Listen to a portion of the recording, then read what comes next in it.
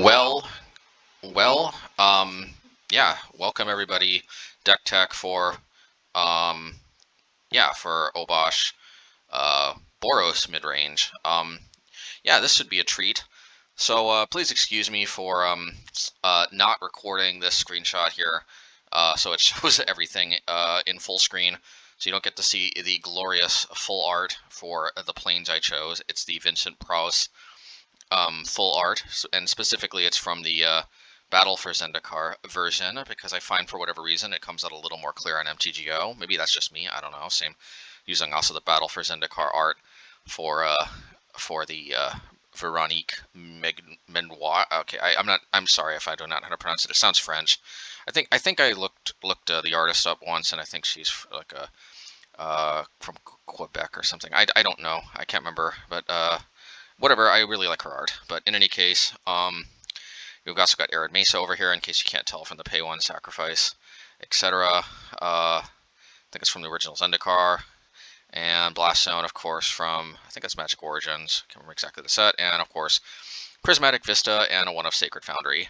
So one of Basic Planes, one of Sacred Foundry. So, yeah, so that's basically kind of the idea here. The rest of this, in the main deck at least, is pretty standard stuff. But see, my theory here is, and this isn't really my theory actually. Shout out to Andre Simbazi, or yeah, just if I pronounce the E at the end or not. But yeah, shout out to Andre, really long time follower and you know, collaborator in many ways. I really appreciate all the feedback, and actually, as you'll see, in a way, even yeah, you'll see. For those who follow me on Twitter, I'm not sure whether you see it or not, but there's definitely some inspirations here in this list as to like where I'm at presently with the whole Twitter, with all the, you know, updates I'm posting on Twitter and whatnot. So, you know, whether or not like this exact 75 ends up going forward or not, I think this is definitely a good learning experience. And yeah, so the idea here, which is kind of you know, kind of like something that Andre originally suggested, but something that I kind of put a little of my spin on here. The idea is basically that and you know, I think anyway, regardless, so the idea here is that if we play 8 fetches, 1 basic planes, and 1 Temple of Triumph, we have 10 sources of white, and 9 ways to get a basic plane specifically, because all 4 Arid Mesas and all 4 Prismatic Vistas, which again, I'm sorry you can't see the full frame here, but yeah, both of the 4 Arid Mesas and the 4 Prismatic Vistas can fetch the basic planes, and the idea is that enables us to play our white cards, which are all on the sideboard, even while consistently fairly fetching the basic planes, so we don't get locked out under our own Blood Moon. And this was something that both me and Andre kind of settled on, is the idea of relegating the white cards for the most part to the sideboard. You could, of course, play some of these in the main. I know some people champion the idea of playing something like a Path to Exile or something in like the prowess variations of this type of list. But at the end of the day, I just don't. I think like even Path to Exile is very speculative in its like overall usefulness. And let's be honest here, like we're not always going to be able to fetch the basic plane. Sometimes we're going to have to drop Blood Moon while fetching off, you know, turning off our fetches, turning off a Sacred Foundry if we're Druid, etc., etc. And we're just not going to draw that basic planes. And if we've got, you know, Path to Exile in our main, then we've just basically shut off a card in our hand, and it's a dead draw for the rest of the game. The most it can hope for is to just turn into a 1/1 token via Seasoned Pyromancer, which doesn't sound like an incredibly wonderful fate. You know, and yeah, but you see, the idea is that if we only play the white cards in the sideboard, then that'll never happen to us in the main deck in games 1 and 2. So that downside will never come up. And if we really need access to some very powerful white sideboard cards, oftentimes it's worth that downside. Sometimes it'll happen, but ideally the power we get out of the sideboard can more than compensate. That's the idea, at least. And I think it's a very good idea, and that's what I would champion. Like, even if some players are finding success with splashing a few white cards in a list, something like this, which usually has prowess creatures, like usually they only play like a 1 of Path to Exile, and I don't even know if they play anything else. I think a lot of times the lists I've seen, if they're playing white at all, and actually a lot of times they're playing Lurrus. Okay, I'll give them that. They're usually playing Lurrus, but if they're playing Lurrus, they're not playing Blood Moon main, and sometimes they're not even playing Blood Moon in the 75, and I think that's a mistake. I think Blood Moon is is a little too good to pass up. The only deck I think that I don't play any Blood Moons in the 75 is like the Obosh burn decks. And even that might be a mistake, but it's kind of where I'm at right now. In any case, so let's see what access we have to white sideboard cards. Now, you know, we don't have Rest in Peace. And that could be a mistake. Maybe that's like one of the powerful white cards we excuse me, want to have access to, but I mean, I've been so in love with Relic of Progenitus, and I feel fairly proficient in using it, and it's also main deckable, so that's kind of where I'm at as far as I don't necessarily think I need 8 pieces of Graveyard Hate. But what we do have access to is mainly Silence. Andre's been loving Silence, and it's, you know, in the beginning I wasn't sure what it came in for, but actually, let's see if we actually get to use it, because actually I think this might be our one-stop shop combo hate that we've been looking for. Ironically, I was actually stoked for Tybalt's Trickery when it was spoiled. I wasn't thinking at all about abusing its alternate, you know, purpose of like casting something for free ourselves when we counter our own spell. I was like, you know, well shoot, we actually have some type of counter magic in red, and even though they get to draw a card, like in a lot of combo decks, they may not want some random card off the top. So like I was like, yeah, this is actually an all-purpose counter spell, and then it's like, no, Tybalt's Trickery, because it was incredibly poorly designed. Dang it, man, if they had just like made it counter like an opponent spell, then like I would probably have Tybalt's Trickery in here, you know, and I mean, well, I wouldn't be able to play Obosh, but anyway, you get the point. But hear me out here, you know, from what has been explained to me, Silence actually is a pretty good all-purpose card, and I'm pretty sure it's going to prove that if we see the matchups. If I only have any hesitation about Silence, it's just I'm not necessarily seeing an incredible, amazing plethora of combo decks running around. I mean, yes, you do run into your occasional Belcher deck or something, or sometimes you run into, well, I'll get into it in a minute, but sure, you run into your occasional Belcher deck or your very, very rare ad nauseum type deck. Yeah, that happens, but I mean, it just seems like most of the format is all kinds of variations of control, mid-range, aggro, fair-ish, you know, decks that sometimes have some type of tangential combo, which usually can be interacted with via creature removal and stuff, and I guess that's kind of a good place for the format to be, but you know, and that's one reason why I think we're able to have success with these types of mono red decks, is that usually we struggle the most when completely unfair decks are running rampant. Like when Tybalt's Trickery was running completely rampant, when like the, you know, all the Tybalt's Trickery Cascade and the Tybalt, whatever it's called, that other Tybalt, Valky, those Valky Cascade decks. Like, I think I still jam mono red probably more than I should have, but that was the first time that I think I won more trophies, at least early on in the league, while that nonsense was still legal. I distinctly remember winning more trophies with Merfolk than with mono red, which has happened sometimes in the past, but it's definitely been the exception rather than the rule. But that's one reason I like kind of having Merfolk sitting around, because Merfolk has always been, for me, an incredibly amazing deck at punishing some of the most busted stuff, which is kind of nice. But ironically, the fairer the format comes, the more and more I'm definitely more partial to going more all-in jam and red, if you know what I mean. So that's not to say I've jammed Merfolk my fair share in plenty of fair formats. It's just for whatever reason, I guess I'm just, you know what it is actually? It's that I used to have Merfolk and then I used to have Burn, and Merfolk kind of satisfied this mid-rangey kind of itch I had. But I guess now that like these red decks have morphed away from Burn into more of a mid-range type thing, I guess it's just that Merfolk and these decks are kind of scratching a similar itch, but these red decks just, I don't know, they just have more of a visceral kind of like burn face, burn creatures, mostly burn creatures more so than face, and I don't know, whatever, it's neither here nor there. Point is we got our silences. One of the main things, and I know it took me forever to get to this, but here you go. Silences stop Cascade. No, they don't stop the opponent from casting the Cascade spell, but if you remember to play this in response to the Cascade trigger going on the stack, you can't let it resolve. If you let it resolve, it's too late. But if you remember to cast this with the Cascade trigger on the stack, guess what? That Cascade trigger doesn't mean the spell was cast yet. So if you cast this with the trigger on the stack, then they actually can't cast a spell when they cascade into it. I think they can still cascade into it. I think it still gets exiled, but they can't cast it. So yeah, as long as you remember to cast this with the trigger on the stack and you don't let the trigger actually resolve. If you play Silence after the trigger resolves, then it won't do anything because they'll already have cast the second spell. But if you play it with the trigger on the stack, then the spell actually wasn't cast yet, and when the trigger resolves, they'll exile a card from Cascade, but they won't be able to trigger it. At least that's kind of how I think it works. I know they can't cast it. I'm not sure whether or not it ends up in exile or not, but either way, that's the idea. Blossoming Calm is also in here. I saw this in Andre's list. I liked it. I felt like this was primarily for Belcher. However, for some reason, I thought Belcher died after it was activated. It went to the graveyard. Turns out that's not correct. From what I understand, this buying, I think a turn, because it doesn't. I don't think it works as advertised more than a turn because they can just respond to this being rebounded on the next turn with Belcher. But buying a turn against Belcher could lead to a win, I guess.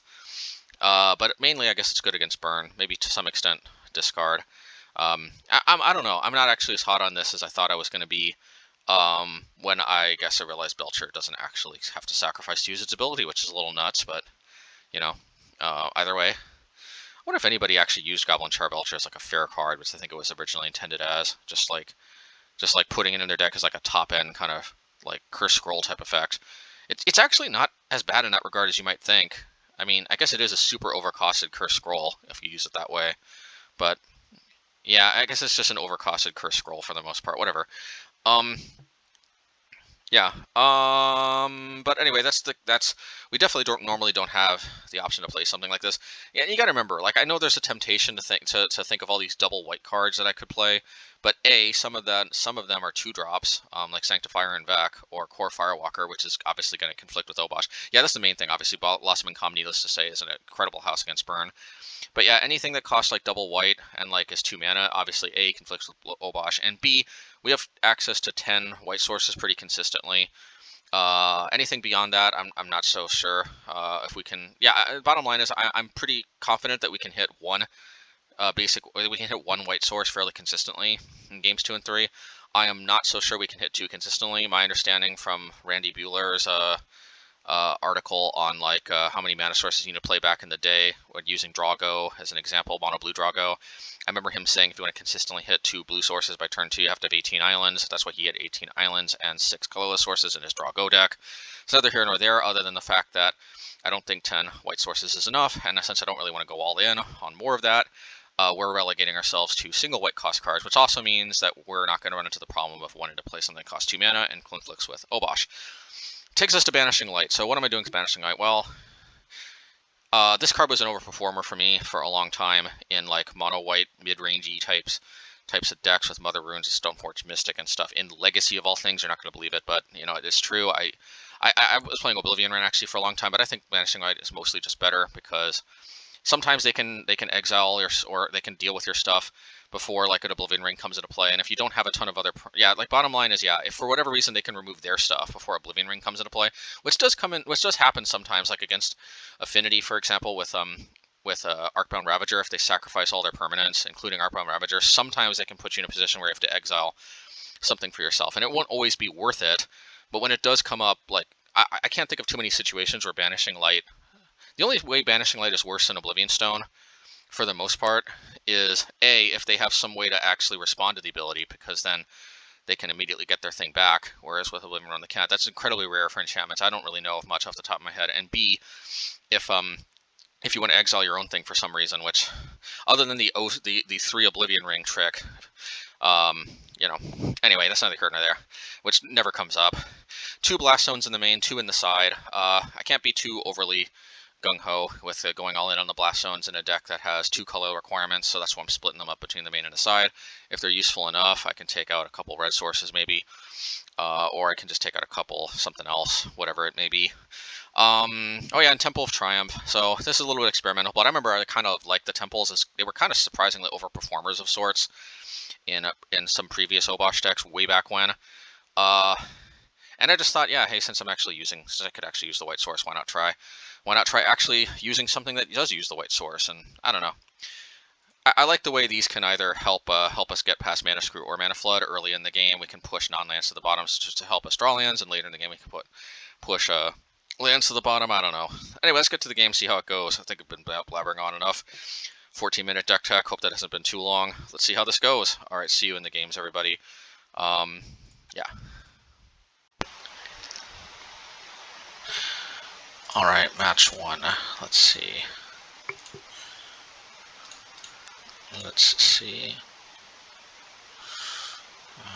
Yeah, we'll keep.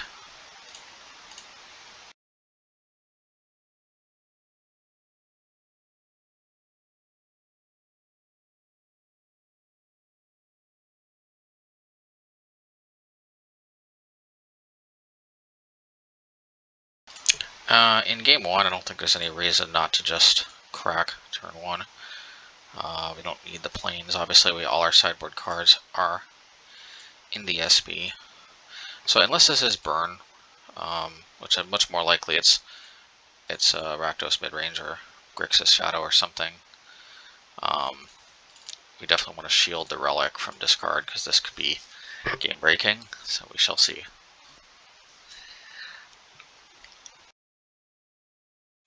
And there we go.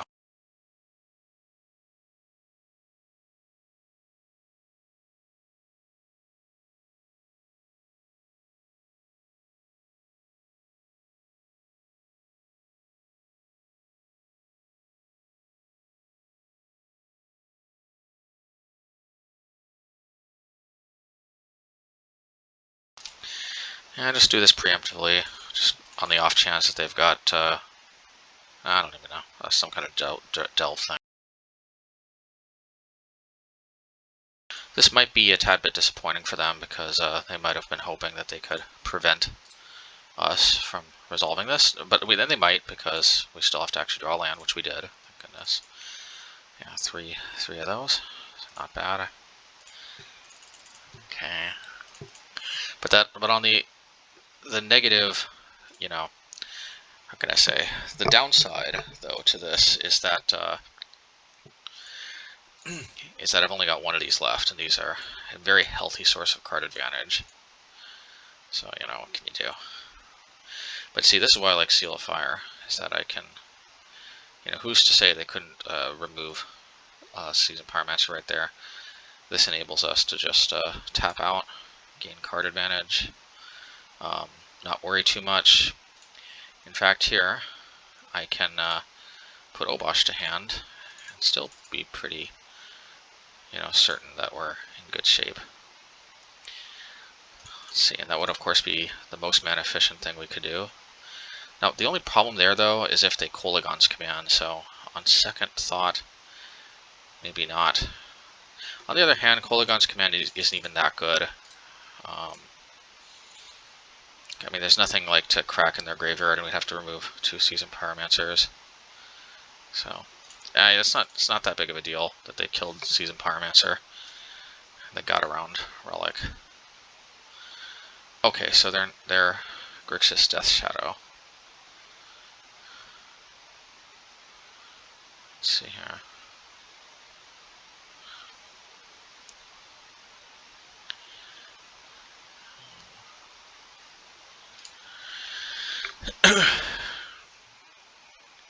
I assume they're Grixis Death Shadow.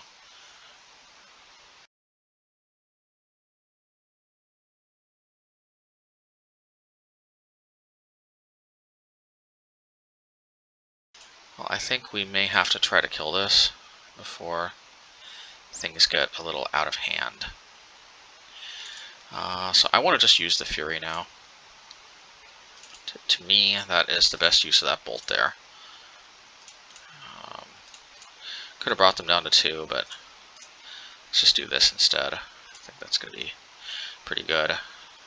We're very close to having our hand empty and then all of our burn being on the table, so we shall see.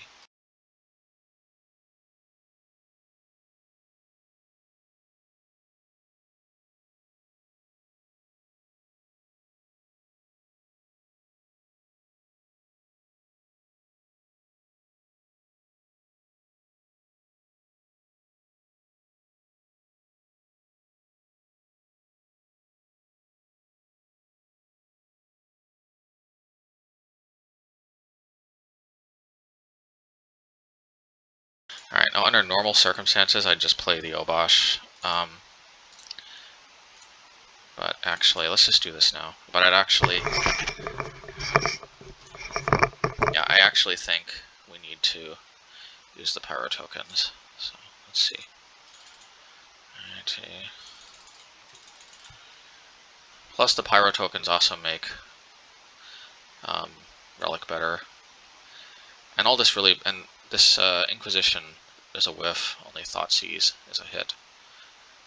So, and, okay. Let's see. Let's do this. Oh man. Yeah, I mean, Kolaghan's command is what it is. I'm not gonna be shy from. Okay. Okay. Let's see.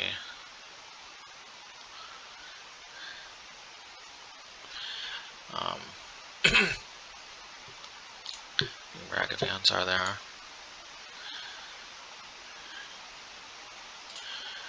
Yeah, that's one reason also not to play Obosh is that they could easily just play Drawn in the Lock. Whereas we play around that with Relic. Alright, let's do this. Okay. Okay. Let's see. I hope they don't have like. I hope they don't have Kolaghan's command.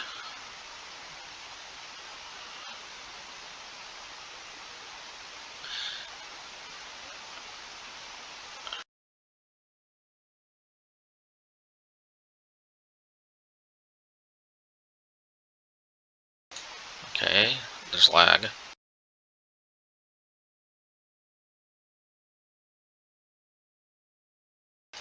Okay, alrighty. Alrighty. Alright, let's give the old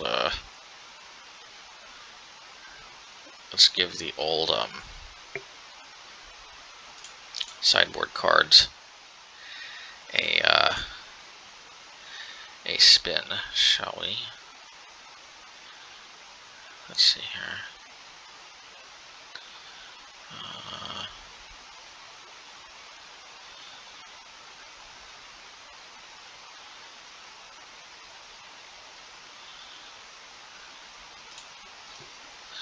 You know what I think? All the blast zones can probably just be in the main. I just realized. I don't know, we'll see. I think Banishing Light is pretty good.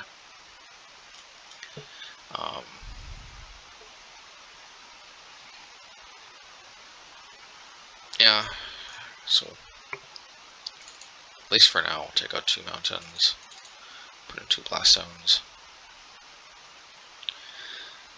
and we'll take out 2 Ragavans because he's just insta-die anyway. Put in 4 Banishing Lights.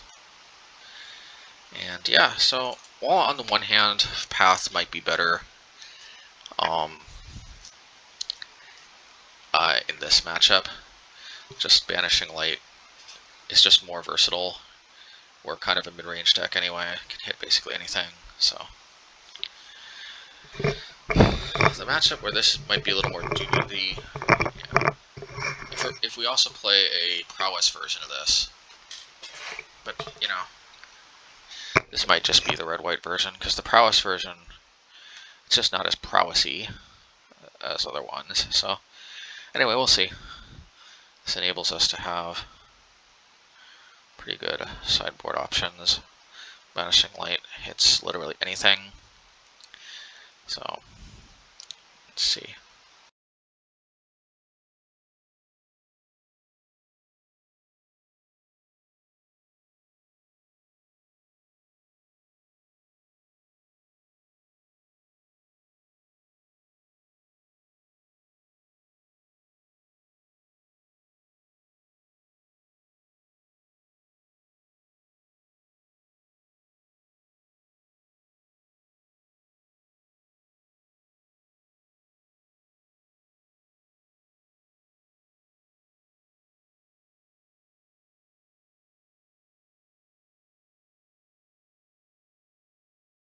Man, Return of the Lag Spikes. I just booted up MTGO though. Well, not too long ago. Still relatively fresh, so I'm not sure why I'm getting these lag spikes, but what can you do?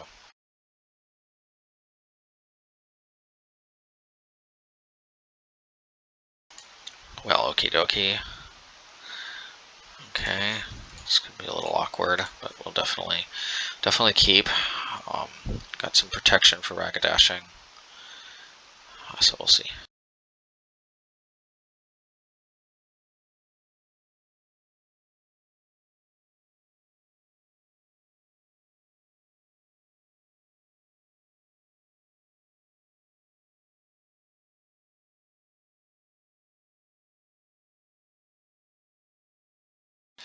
I feel like if they had discard, they would have played it.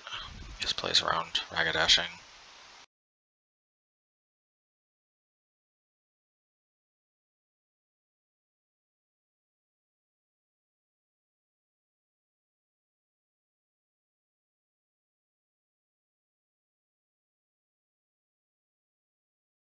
Okay, well, I was wrong about the discard spell. Bye-bye Relic, probably. And Vanishing Light could have its moments, too.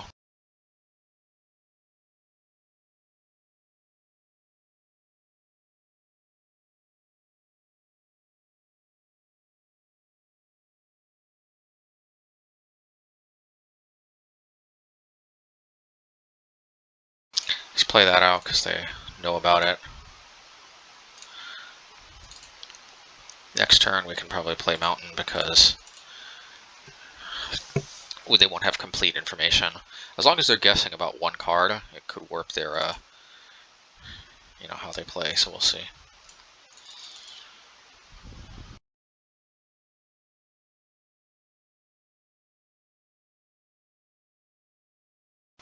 If they play Death Shadow without backup, well, now they have backup. I was going to say, if they didn't play it with the ability to pump it out of range, okay, it's not too bad.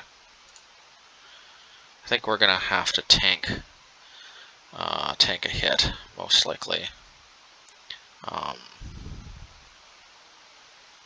Maybe this is where that mountain comes in handy. So that's a good reason not to play the mountain, because I need the Sacred Foundry for banishing Light Sirs. Actually, is this a 4/4 Death Shadow? Yeah. So actually, I can deal with it. I'm surprised they played this right into the double hit. We shall see.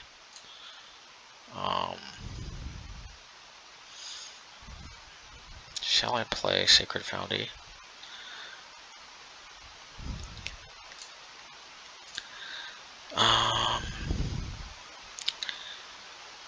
Yeah, I'm just gonna play this. It is some minor protection against Ragadashing, and I don't like getting rid of Bonecrusher Giant, but Bonecrusher Giant is probably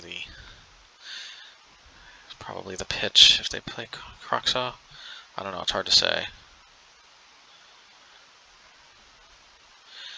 Yeah. Could also be Blast Zone, actually.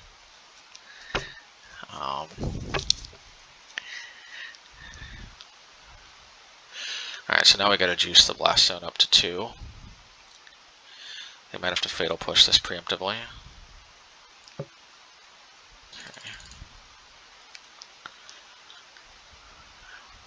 Let's see.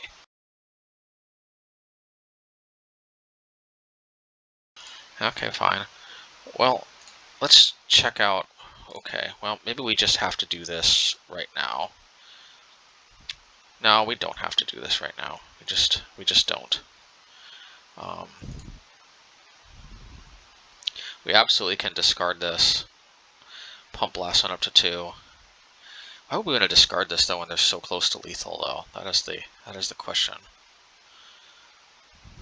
Yeah, we're probably gonna angle to discard Blast Zone. Yeah, that's what I'm gonna do. I don't want to discard Bonecrusher. Just so close to lethal. Let's see.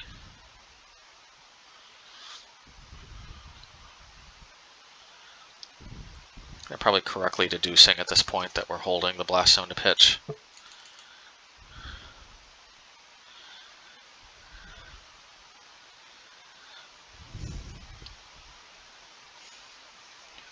Meaning that we value the other card in our hand. Meaning if they draw like Thoughtseize or something, they might just play it.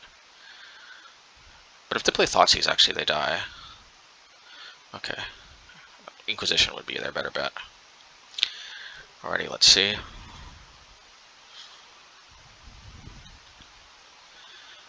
Alrighty. Alright. Let's see. Okay. Alrighty.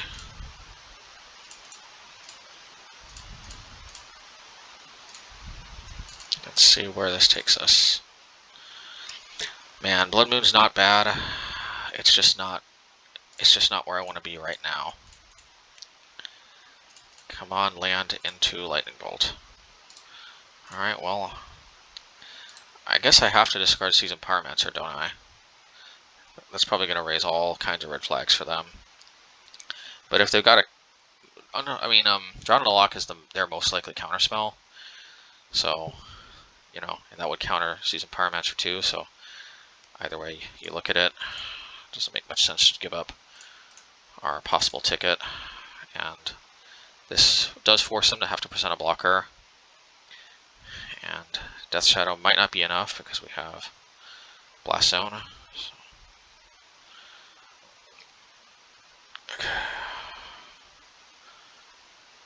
Okay, nice. So I think that means we win. Spell Pierce. So unless they're yeah, and they can't even fetch for an untapped blue source. So yeah, not bad.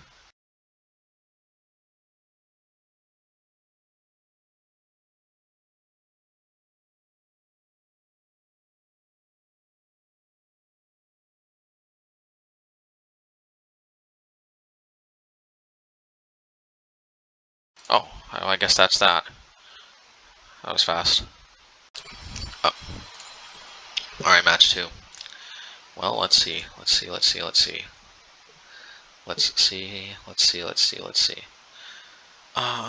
Yeah, I guess we'll keep. Actually, and this is where Temple of Triumph actually could really pull its weight here, because it might actually help us hit our land drops, which is, to say that is sweet is a little bit of an understatement. Yeah, we'll definitely put that on top. Alrighty, and we can even, well, actually, there's no reason to fetch our basic planes in the main deck, so. Oh yeah, that's why I went down to two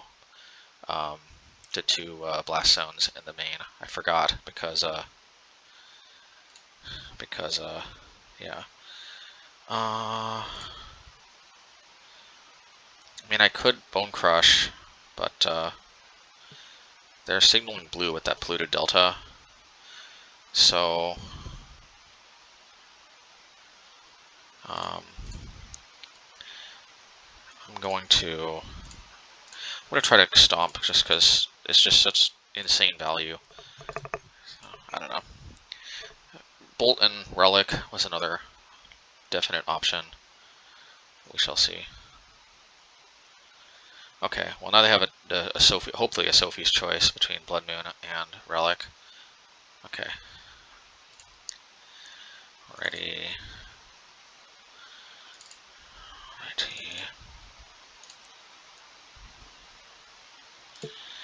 One of these days we might hit the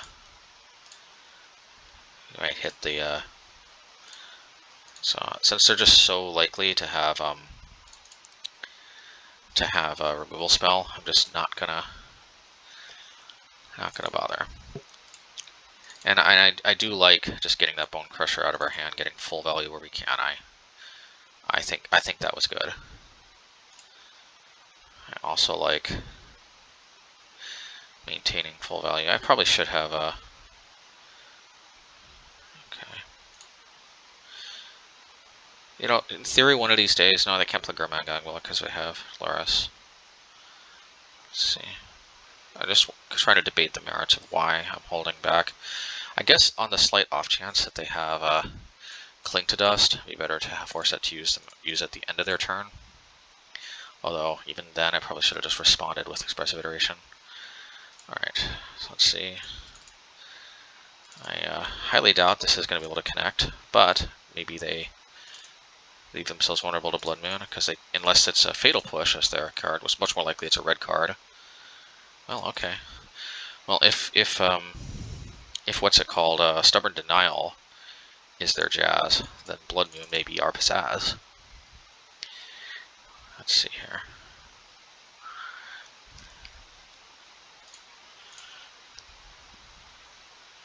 Just in case they have, like, Murderous Cut or something, I don't know. Oh, okay, that was that. What are the odds we face 2 Grixis Death Shadow decks in a row. There's some. I feel like there's either something about MTGO's matchmaking, or perhaps more likely, but I could see it go either way. But I'm kind of leaning towards Death Shadow might have had some kind of recent good showing or something. And what the? Oh, that was Scrone. If I'm not mistaken, Scrone's the top Death Shadow player. So why are they just Well, maybe they're not. No, I think they are. I don't know. It's weird to just give up like that. It's also weird that we face them twice in a row. Usually when that happens, that means they were on their last match and then they started a new league. But very unusual for somebody on their last match to get paired with a 1-0, unless maybe they were in a very unfortunate league and they were like 2-3 or something, 1-3 or something, or I don't know. Sometimes I think it's based off of wins more so. So maybe they're just on a really bad luck streak. I don't know. Yo, match 3. Let's go. Yeah, we'll keep. I mean, there is definitely value to be had with these white sideboard cards, but you know, obviously the other sideboard cards that we have are not necessarily bad. You know, the old Ensnaring Bridge, the old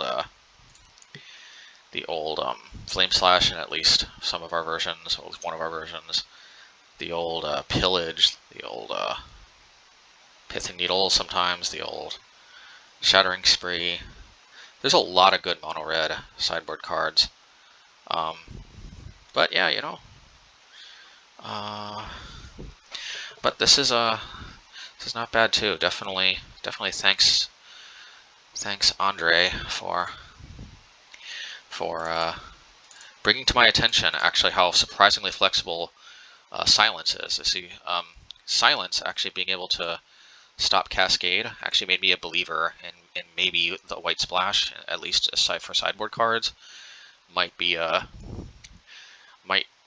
very powerful another powerful take on this that could even theoretically be better, because I was not aware actually about that, and also it's a great combo breaker in like Ad Nauseam or other things, so it's not bad. Well, gotta hit our Ragavan and our land drops. Okay, there's really no reason not to just play out another relic here. But this is definitely a matchup though that suffers with the White Splash. If we had Magus like in our other sideboards, we'd be in a better position. If we had Pillage like we did in our other sideboards, you know. So this might be where the fun stops.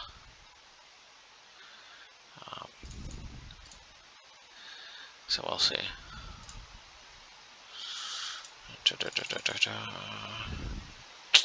Better lucky than good sometimes, am I right? Okay. We're not out of the woods though. Still gonna be able to drop the oh, it's Blue Tron. Actually, Blue Tron makes me much more optimistic about our chances.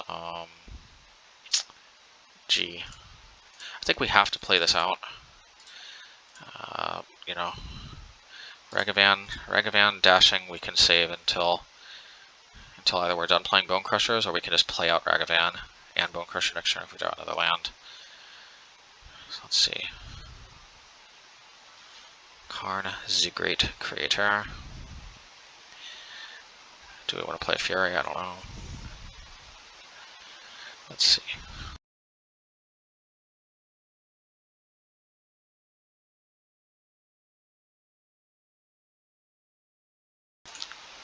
We should probably play Fury if we have the option. And Oblivion Stone is going to be brutal.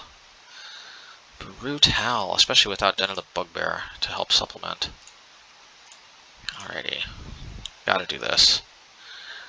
Because damage is the name of the game, if you know what I mean.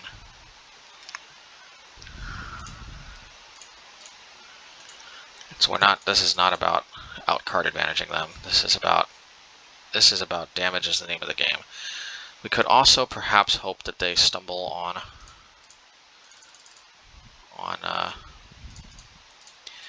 on their land drops. Well, we're going to at least, hopefully, get a Kraken next turn for 10. And then the hope is maybe we can finish them off with burn spells. I guess we'll just have to see.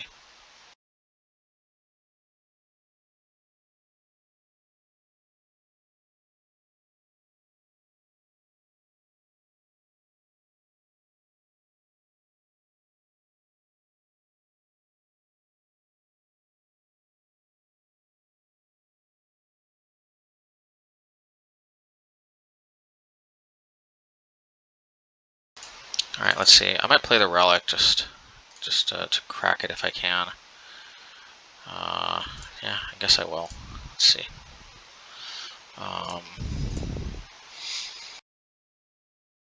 Because our token goes bye-bye too, so...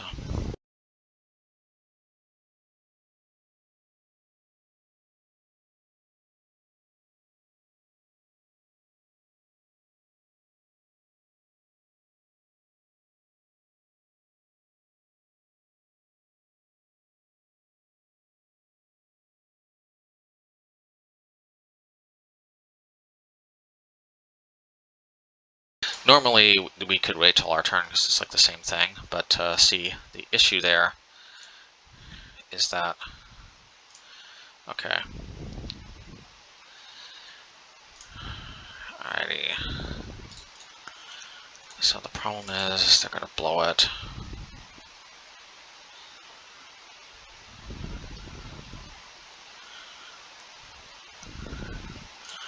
Okay. Alright, I guess we have to do this. It's the only thing I can think of. And...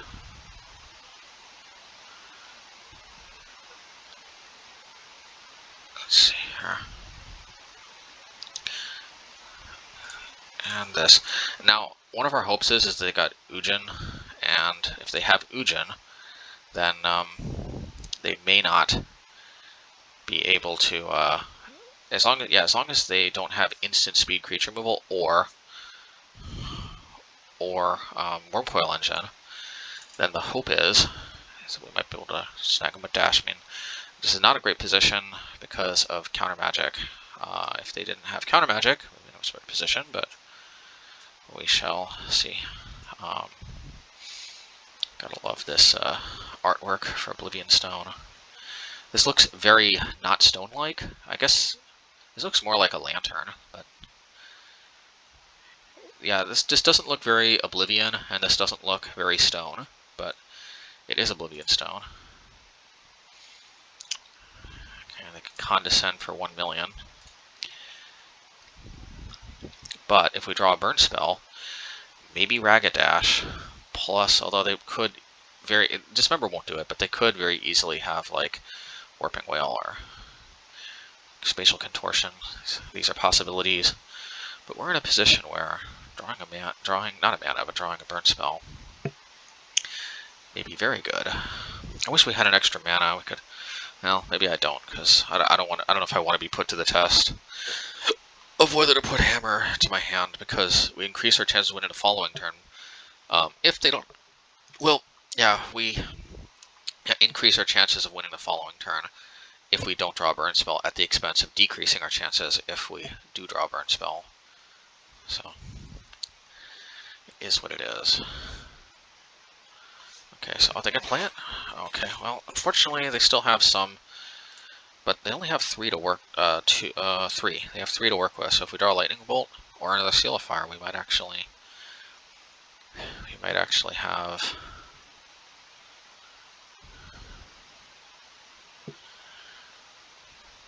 We might actually have what it takes.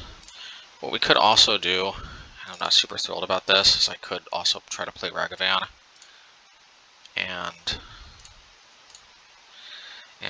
kill it with our own Seal of Fire, but I have no idea if that's going to work or not. So,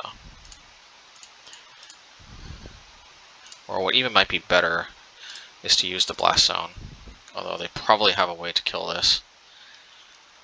So let's see. I mean, they got a lot of fetch possibilities with Karn, so okay, we're not. Yeah, I highly doubt that this is going to end well, but they did present us with the possibility, so I'm going to do this. We're going to use our own Blast Zone to kill our own creature, so that they don't gain lifelink. That's the hope, at least. But they almost certainly have a counterspell, most likely Condescend. If it's Remand, obviously, that's a different story, but you know, we shall see. They might draw. They might get Witchbane Orb or something.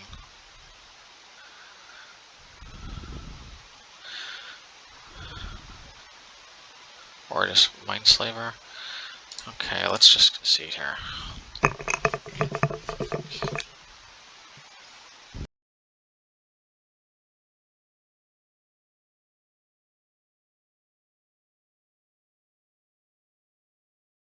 Tron is definitely where I miss the mono red sideboard cards. These just really kind of don't do jack. I guess Banishing Light actually might not be bad. I don't know. It's got to be better than Fury, right? It's got to be better than Fury. It does force us to have to fetch basic planes.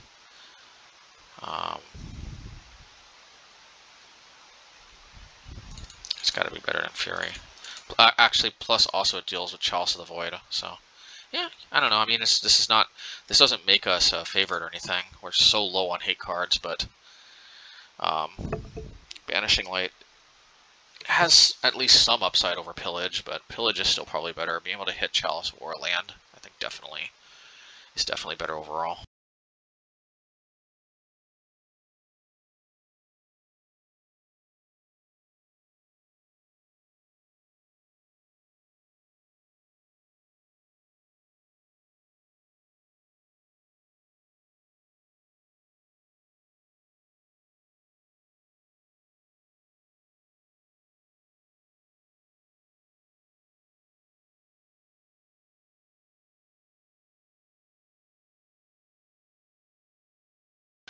Well, I've seen worse. We've got Ragavan, we'll keep. I'm not super optimistic, but yeah.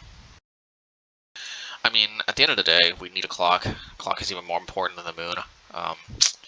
Both are important, but I actually think we're slightly more likely to juke them with Oh, that was a mistake. I forgot I needed to get basic planes.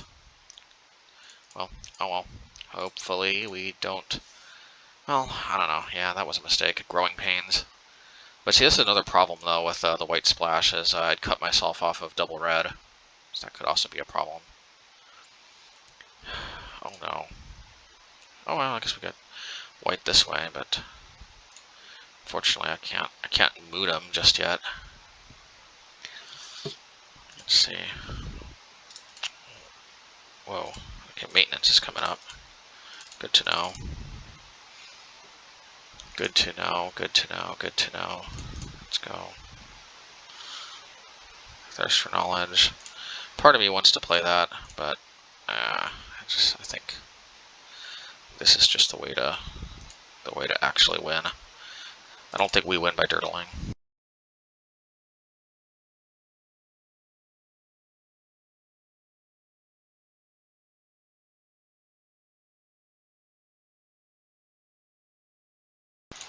I'm kind of feeling a repeal, but we'll see.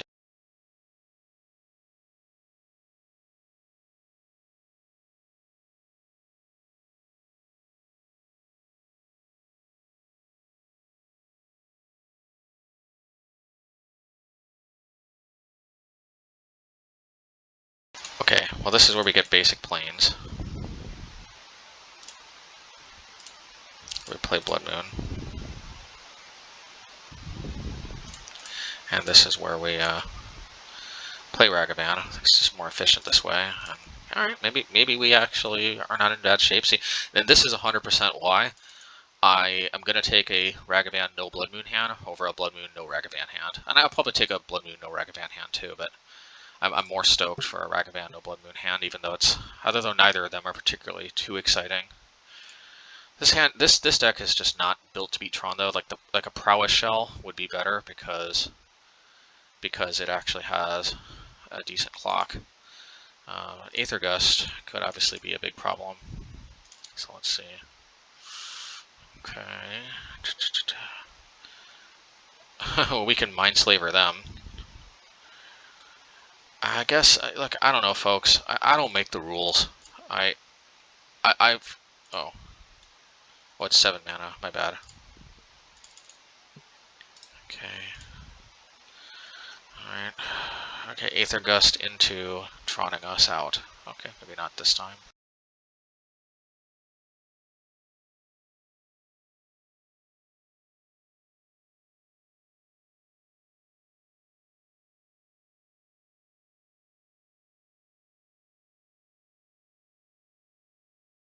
I'm a little bit worried about them countering Obosh, but of course they could counter it pretty much any time, any day of the week. So, I mean, yeah, seems like we have to try, right?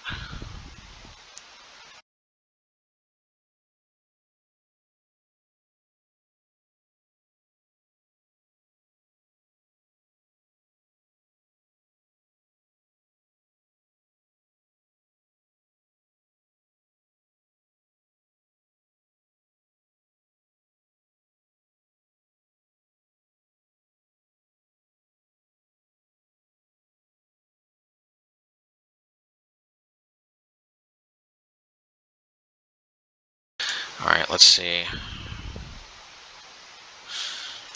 Okay. The upside is if they drop Oblivion Stone, we can Vanishing Light it. Downside is without Obosh, our clock remains glacial. I guess in theory we can Oblivion Stone that too. Although I think we're more in the business of Oblivion Stoning whatever they get. We shall see.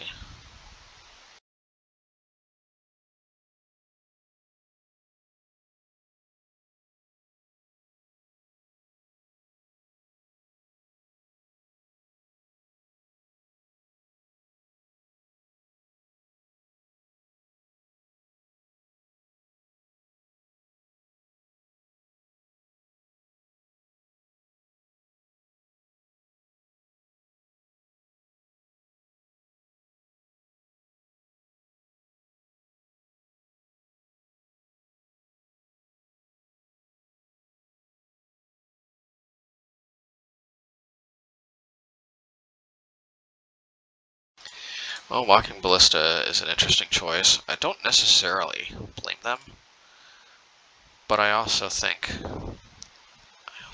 I can't. If they have Worm Coil, I'm gonna need this. I'm gonna need this Vanishing Light so bad. I highly doubt they have Force Negation. If they do, I guess I still have Seal of Fire. You know what? We could also just let them Karn. Could just hit them as such. Hit them down to 6. Could play Solemn Simulacrum.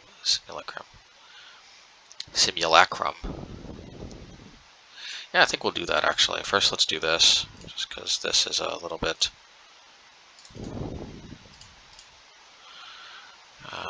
Yeah, we'll play Solemn Simulacrum. Actually, this is really not bad. It really isn't.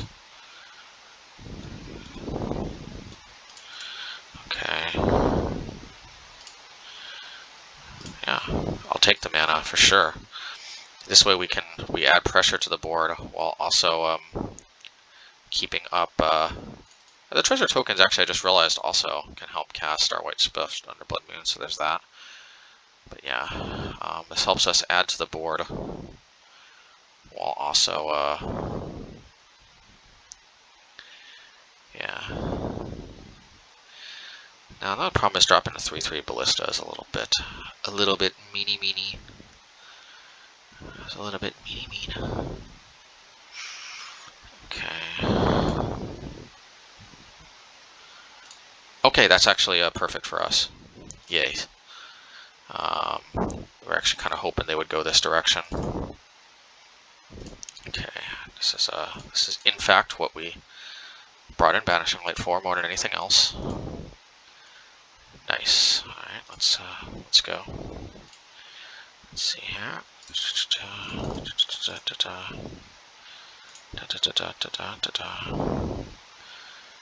Alrighty, and we'll do this,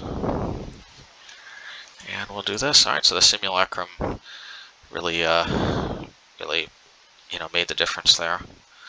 Well, I mean, at least increased our clock by 1 turn. I don't know if that would have changed anything, but I mean, increasing our clock by 1 turn is no joke. Simulacrum. I think this is a philosophical term, if I'm not mistaken. It could be scientific too. But it's like, yeah, sort of like something that's, well, anyway. There was a fascinating lecture online about something called hyper reality, which sounds super scientific, but it was actually really, it was like a kind of more philosophical sort of thing, critiquing our modern world and how everything kind of gets reduced to like its most, well, anyway, maybe that's not here. Okay,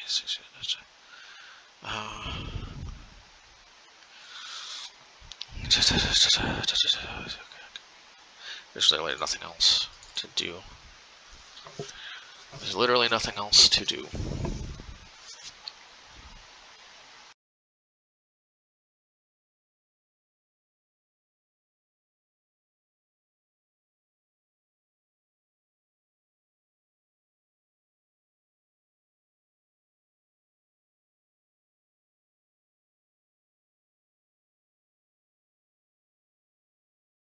Alright, I think we can safely say in this matchup, Banishing Light is probably better than Path to Exile. I mean, versatility does count for something, so I don't know.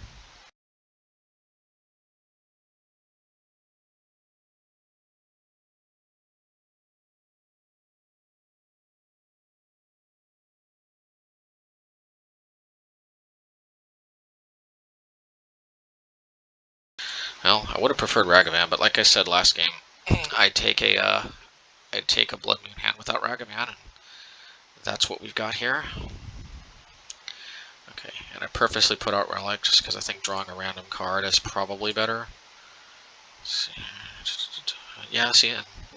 Rewarded for cracking first, asking questions later. Hopefully we put that on the bottom like we wanted, but I think the only problem with this on Magic Online is I feel like the Thoughtseize glitch applies to this.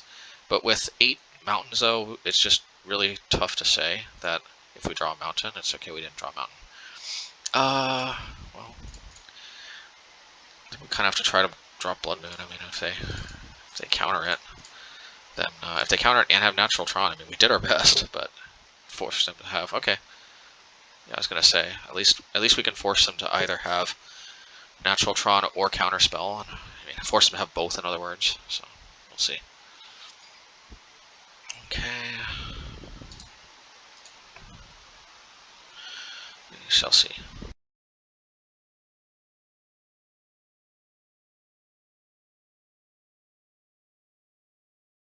I feel like they probably have Condescend now, if they didn't have it before. But there is literally only one way to find out. Okay.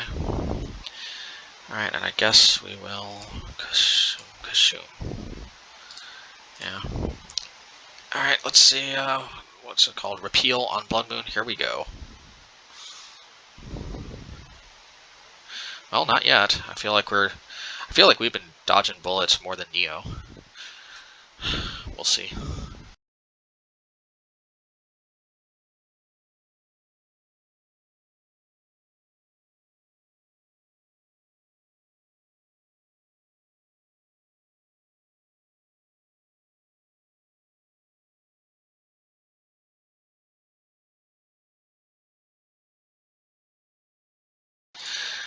I gotta hand it to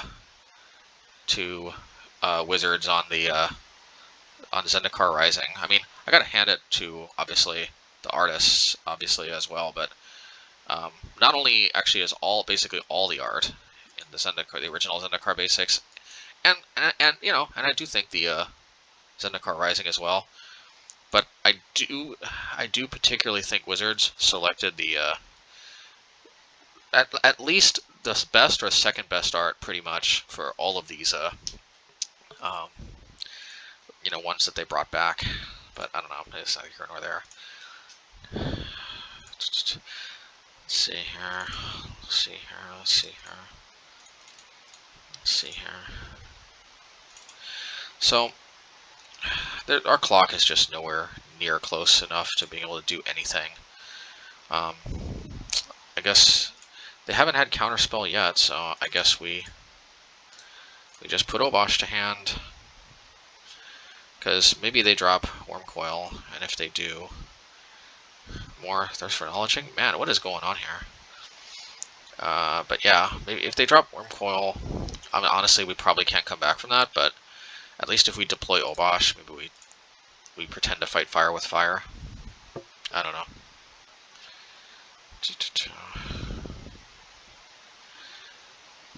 If they don't play anything, then I'm kind of suspicious that they got Counterspell, finally. But maybe not. I mean, we've dug 20 cards deep and not seen a card. Actually, we are pretty much 20 cards deep and we haven't seen Banishing Light, so if we're not seeing Banishing Light, maybe they're not seeing Condescend. Well, I don't know. They're not seeing Repeal either. Is it completely too greedy to hope that they're so unlucky as to not be seeing either Repeal or Condescend this many cards deep? I mean, I guess I haven't seen Banishing Light or Bonecrusher Giant. I mean, it would be over if we drew Bonecrusher. I'm just kidding. I just picked I just picked a random card that I'm not seeing that isn't even particularly that important. La la la.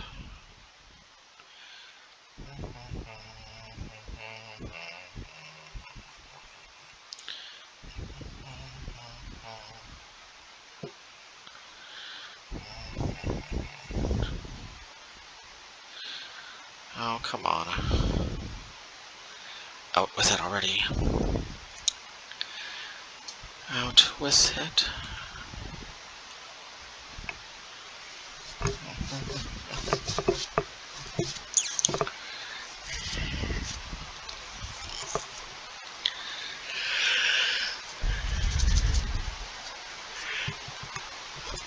Is there another card we haven't seen? I guess we haven't seen Blast Zone, but that's only a 2 of. I think we've seen all our other cards. We're only missing Bonecrusher and Banishing Light.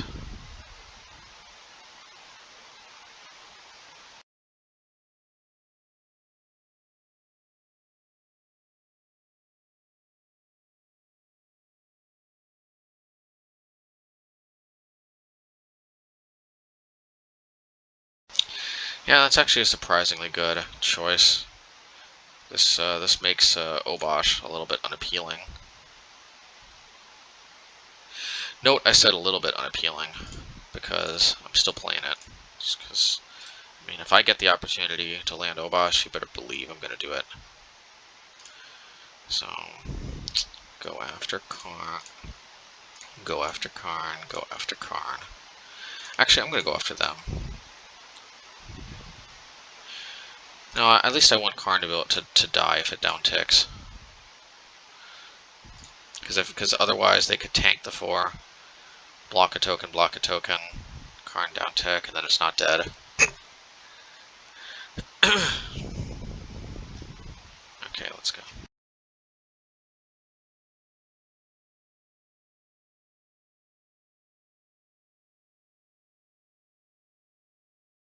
I think putting Walking Ballista to 2 next turn is just not like all that special. So I think they should probably execute Operation Block Season Pyromancer, hit a token so that Karn can down tick again, but I don't know, I'm not them. They dug super deep. We dug a bit too with our CZ Pyro, with our young CZ. Sounds like young Sleazy. Sounds like an unhinged card, like an uncard, a sleazy Pyromancer. But anyway.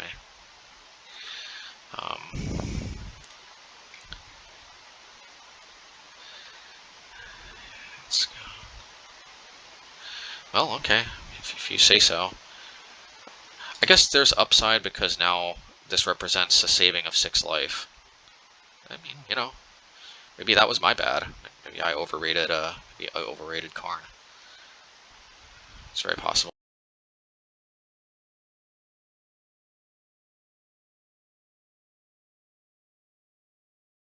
Huh, I would have thought they would have kicked it.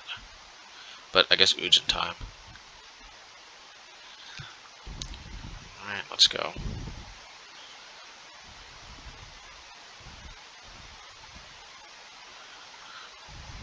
Yep, that's gonna be pretty brutal.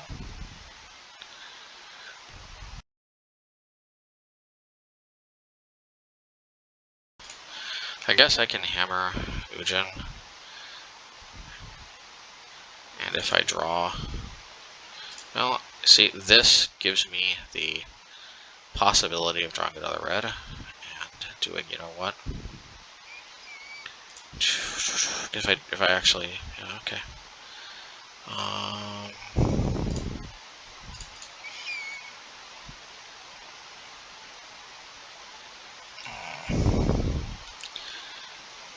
Man, you know what though? I feel like I have to actually land Blood Moon.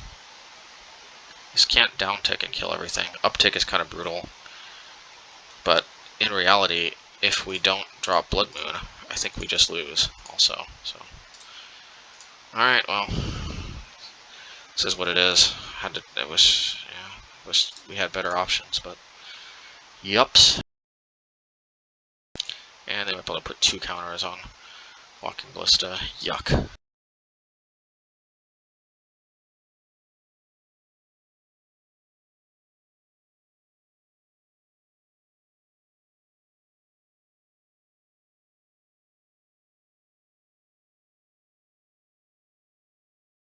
Alright, double the Ujin, double the fun.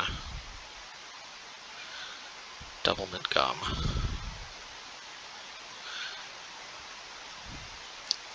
Alright, well maybe joke's on you all. What if I just try to go ham with Hammer Bogardan? What then? It's just that's a hypothetical scenario here. I'm not actually, I don't actually know what would happen. I do know I don't think I'm winning by trying to actually kill the planeswalkers. And realistically, they could race me, but eh.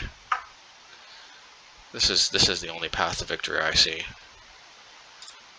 and it's not a super optimistic path. No siree, Bob.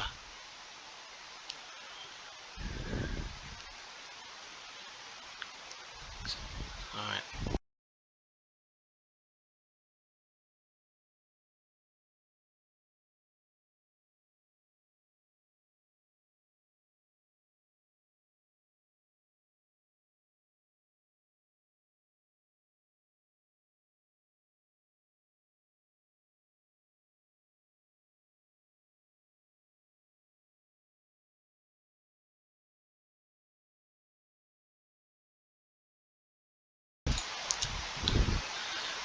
I guess, man, I just wish that somehow they had to clear their own chalice, but we'll see.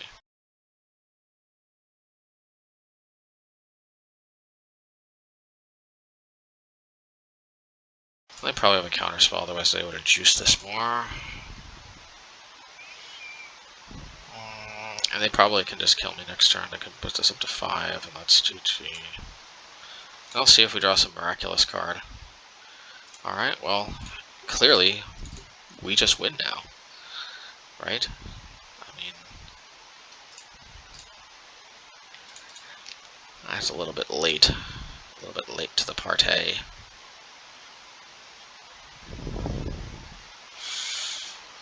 I'm trying to play Seasoned Pyromancer to delay the inevitable, but the reality is I can uptick it at a turn, make this make this a 4/4. I guess not a 5/5. Then, but then next turn they can make it into a 5/5. 6/6 7/7. Kill both tokens. Attack. GG.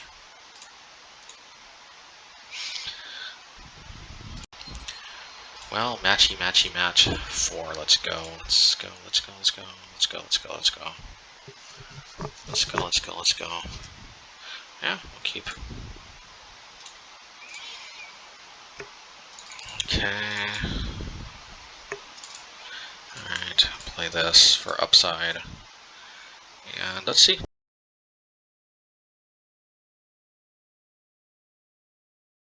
Just putting them to the test turn 1 always feels pretty good. Since relatively few people are playing Lava Dart, there's like few cards that really punish us. I guess Prismatic Ending. Well, okay, the hammer. MC hammer. Oh my god, cut it out.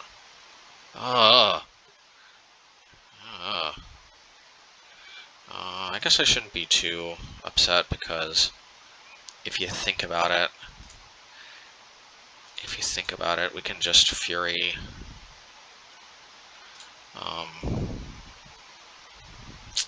Dang it, I got a Fury pitching Season Pyromancer. Are you serious? I guess so. I guess you are serious. Why do you have to do this to me?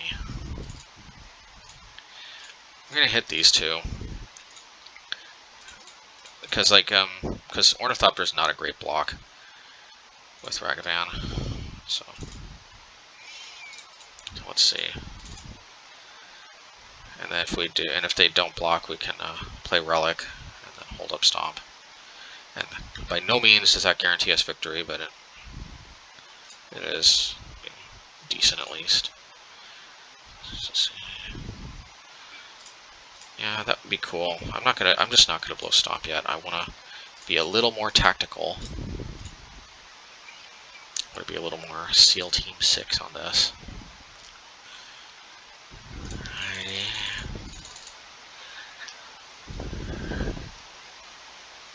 Okay, not Urza Saga. At least that's one advantage. Let's see here. They don't have double hammer. They might have double hammer. Well, we might have double bolt.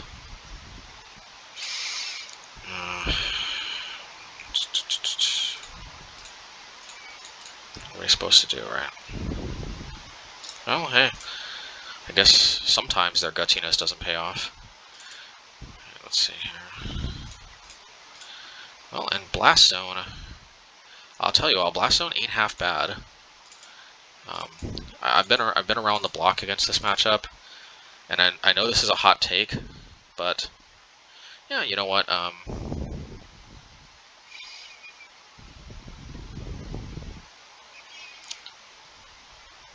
let's do this.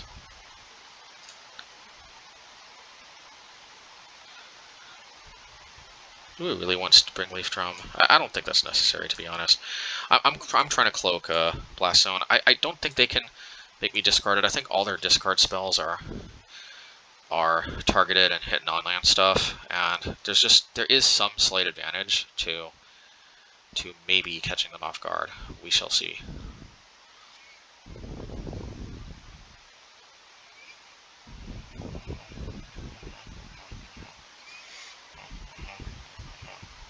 Okay, let's go. Let's go, let's go, let's go, let's go. Let's go. Alright, well, just in case they try to get clever with the old hammer. Actually, we might just hold Ragavan back.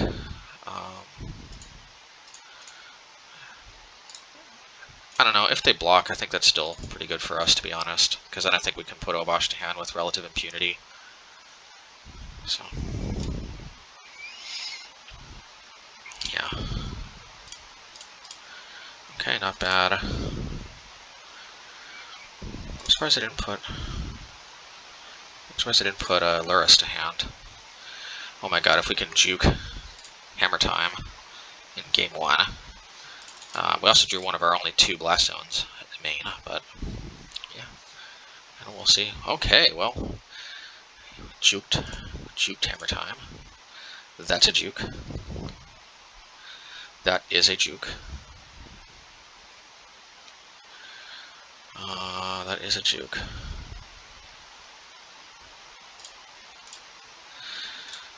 Okay, Mono. Orzhov. Orzhov. Hammer time. Okay. Let's see here.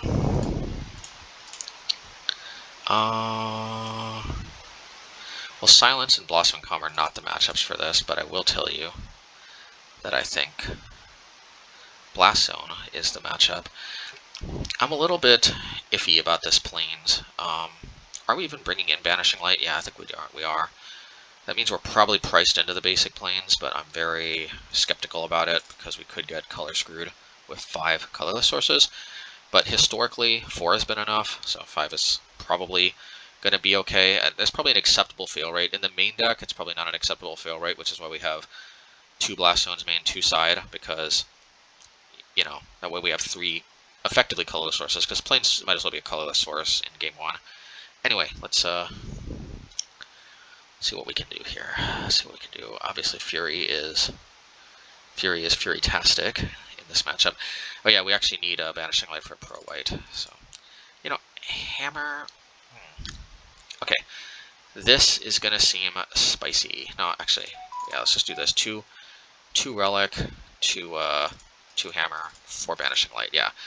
The thing about Hammer, I don't particularly like Hammer that much in this matchup because a lot of times it's just 3 mana, 3 damage without recursion because it gets sniped by, or rather gets nuked by Sanctifier in back. Either when it's in the graveyard or I'm forced to use it into a Sanctifier, not on Sanctifier, obviously can't target it, but like on something else, and then it gets exiled. But you know, in theory, if we Banishing Light first, and I don't know, stuff. Okay, oh, this is just not gonna cut it.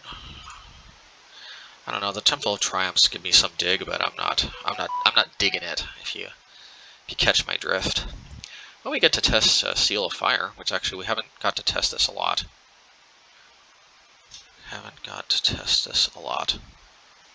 Let's see here.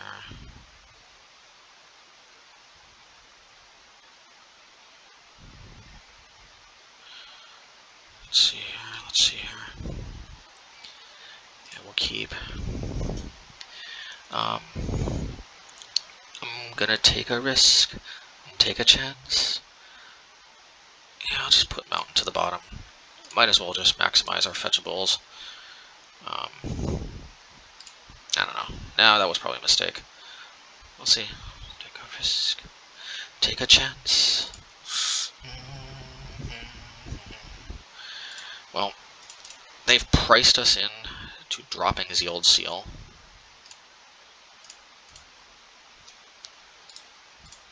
So,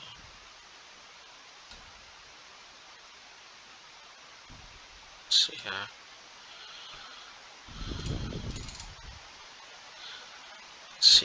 Let's see what we got. Show us what you got.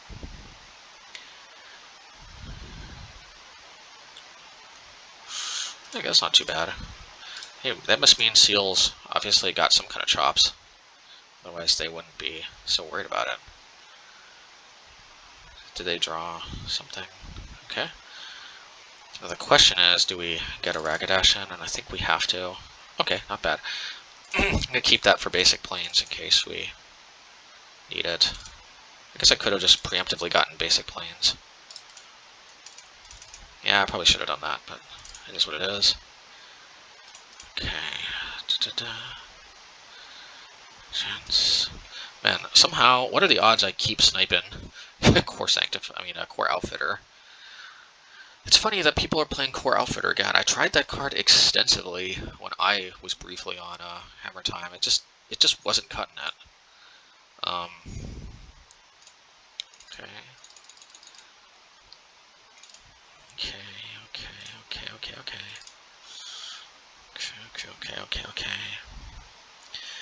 want to telegraph the way of white just yet.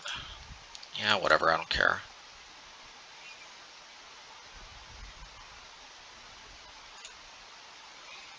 Let's do this. Let's just discard the Ragavan. I don't think that thing's connecting.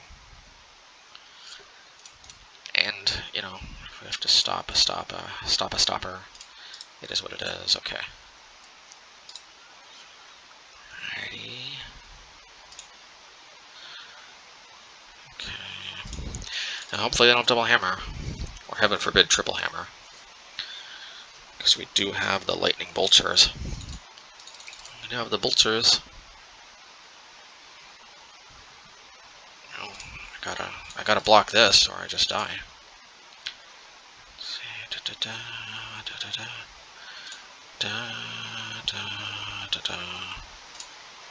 So they might have another hammer, but if they do, then I might be in a good spot with Banishing Light and Blast Zone.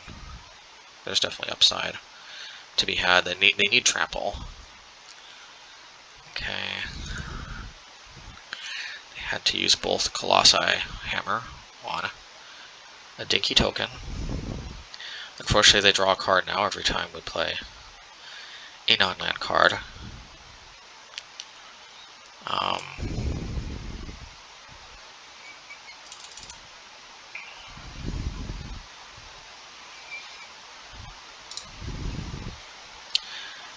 So I'm actually going to attack with the token.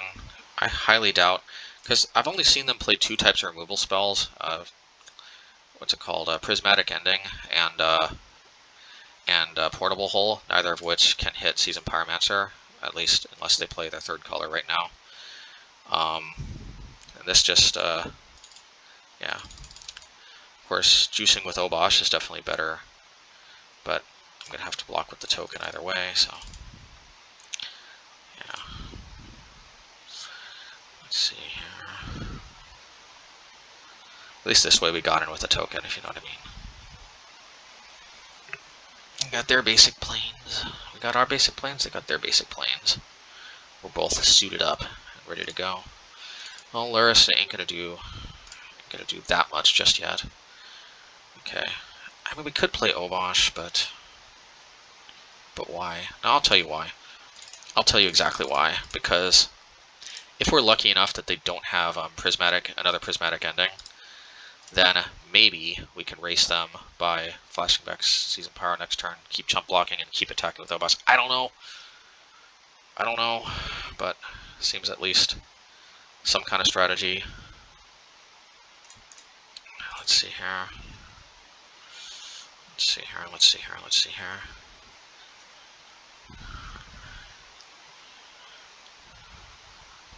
Okay, I got more where that came from. More hammers. Okay, or that. I guess that's, need a Blast Zone. We need it now. We need a Blast Zone. We need it now. Thank you. Yeah. I guess we'll just do this right now, because I gotta get my attacking game going.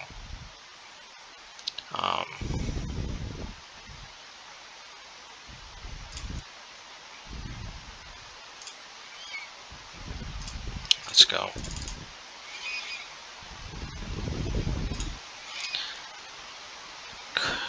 They're very close to lethal. Let's just do this because we know they got Luris. Oh my god, did we juke them?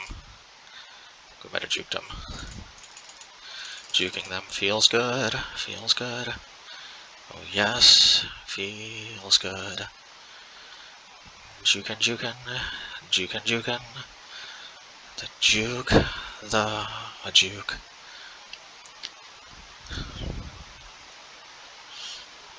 Okay, yeah, there's just no way I can let this resolve.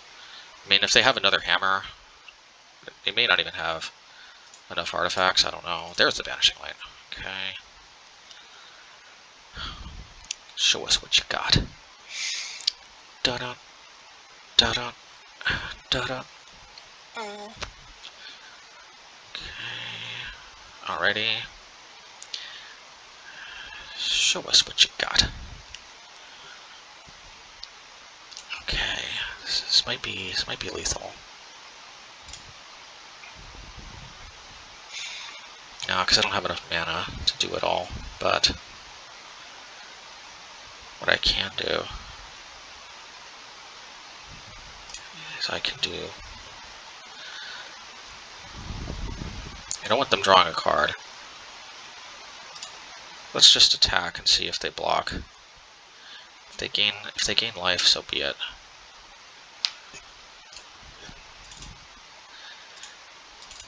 But they might be tempted to block with the Esper Sentinel, because it's an easy buyback, and they don't know what we got.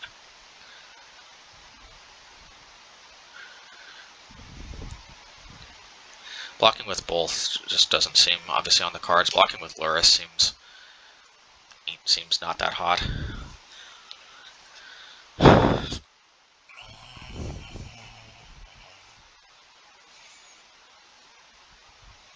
So let's see.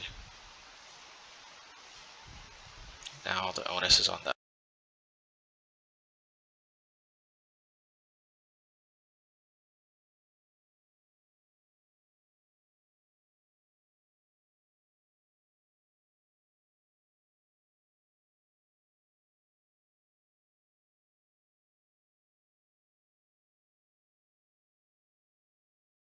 Alright, that works for me. We'll take it, because what this enables us to do is it enables us to stomp the Lurrus. And this is probably a red flag for them that we are not playing this. We play Pure Steel Paladin in response. Yeah, let's just try to keep ourselves a bit on the defensive side. I suppose I could have played Banishing Light, but I don't know. Stomping seemed good. This way I feel like we're protected from an ink attack. So let's see.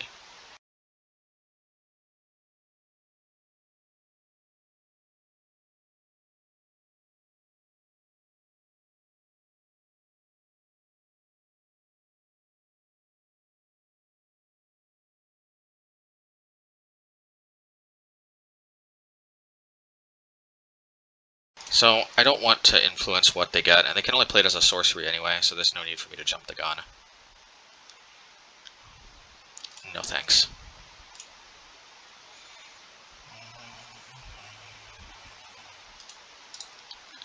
Da da da da da da da da da. Okay.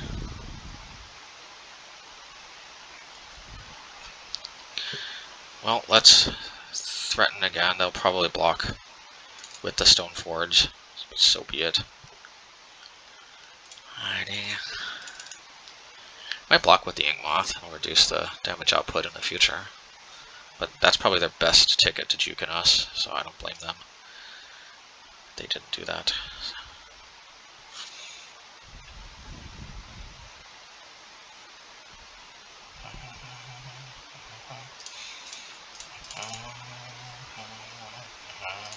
That's why we stopped, because we want to have the option to play this next turn. There you go.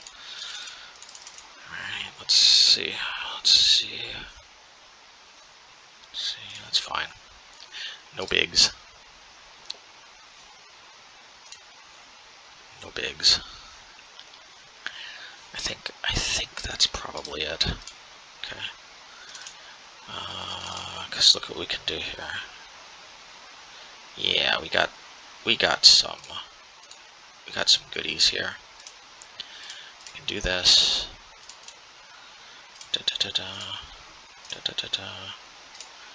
Da da da da. Alrighty. Not bad. Well. Matchy match 5. Yeah, and we'll put them to the test with Reggie. We'll lead off on fetch, just because if they're playing mill, we want to get this out of the way as soon as possible, although that could be That could be flawed reasoning, plus one of these days we're going to hit planes by accident. And one of these days they're going to hit us with a... Okay. Well, this is another matchup where I'm not so sure that the white splash necessarily helps like all that much. Well, let's see. I think I need to dig super hard for Blood Moon, so...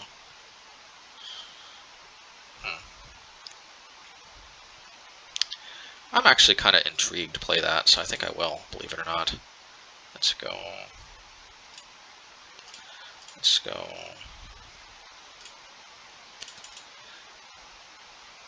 Then we can play this, because this also helps us dig. Yeah, we can put that to the bottom. Let's see.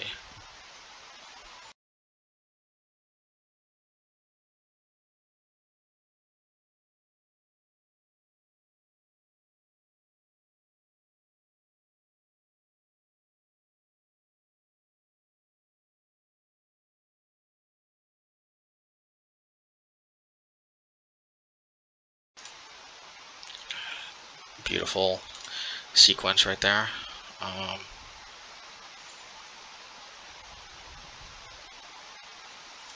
let's go. Come on.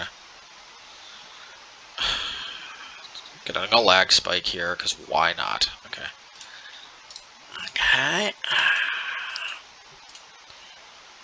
Okay. I might need to get a new computer at some point. Something's going on here. Alrighty, let's do this. I hate that this actually slows me down with all this stuff. Okay.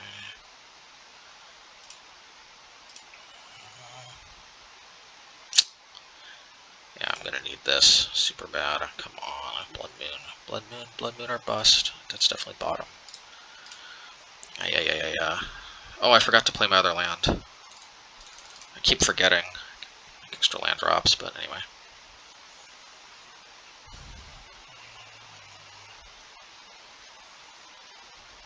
I don't know. Actually, we're getting kind of close to lethal, maybe.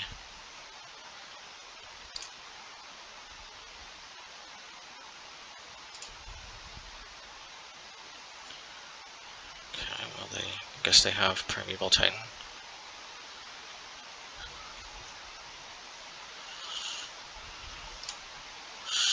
Okie dokie. Now I kind of wish I had played the land, because then I could have bone crushed, but we'll see. Bone crushing.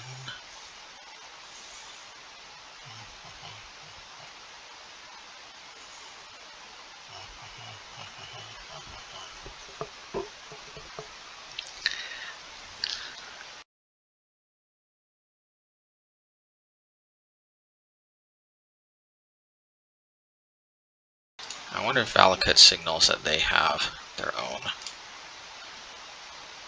Dryad. Well, let's see, actually, because maybe I can still return fire, and I don't know.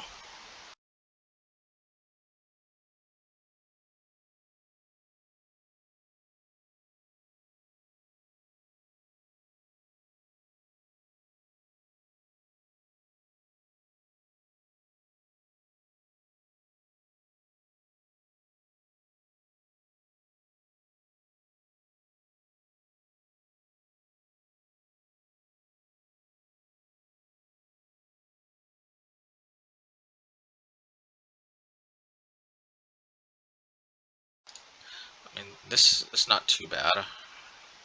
Kind of odd choice of lands. Alrighty, well, I guess we'll do this. Well, let's be very strategic about this. 4, 5, 6, 7, 8, 9, 10, 11, 12, 13. Now we're putting them close to lethal, but I don't think we have it quite there.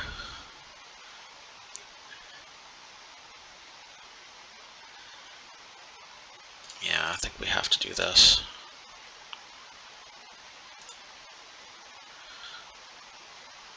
missing out on this much damage sucks, especially if we top deck a burn spell next turn, but I'm a believer that good things can happen. Okay, let's see.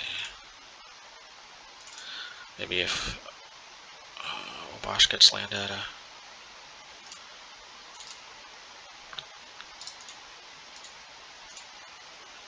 Let's see here.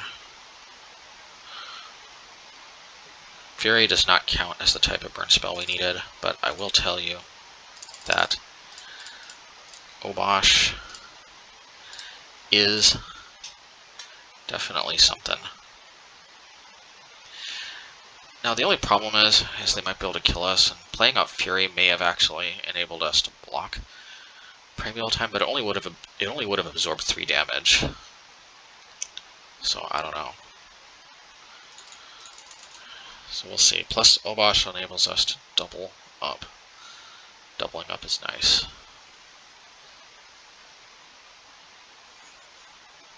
Okay.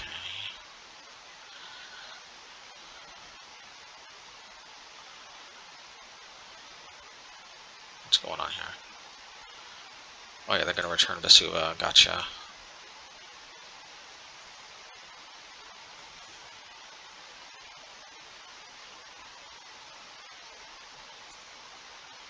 Oh, never mind. They're just going to play with their Primeval Titan. Okay, they're going to Vesuva. Go get.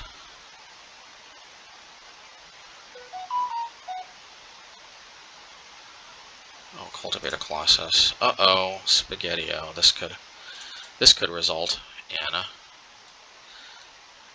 a lot of shenanigans. Shenanigans. Wow. Wow.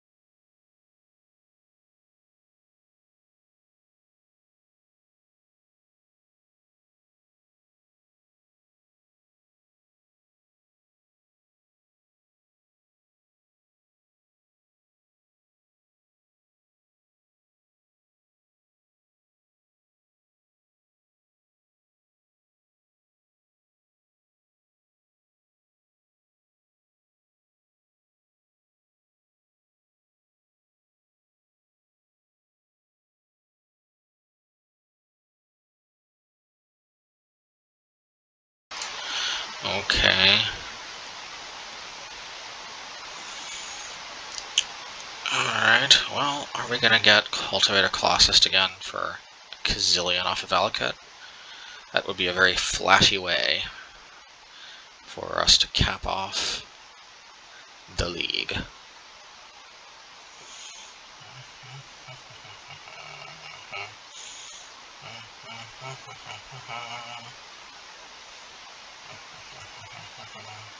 I mean, they've got what's it called?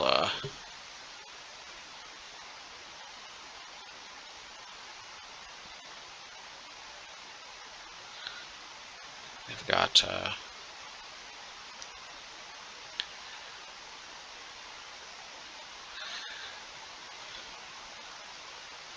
they can also give haste. And this has trample, so GG's.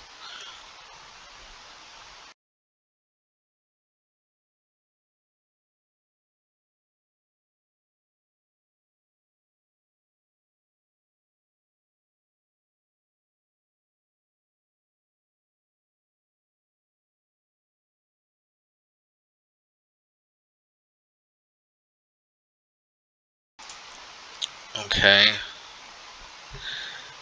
This is a matchup where Path Exile is better than Banishing Light, but ultimately a couple Path Exiles don't make a difference. It's really the moon effects that actually do. Silence, silence, silence. Let's can't cast spells. Am I really digging this deep for this? What else am I doing right now? I don't really see any of these cards. I could just digs for Blood Moon, so I don't know. Let's just run it back and see how it goes, I guess. I'm not,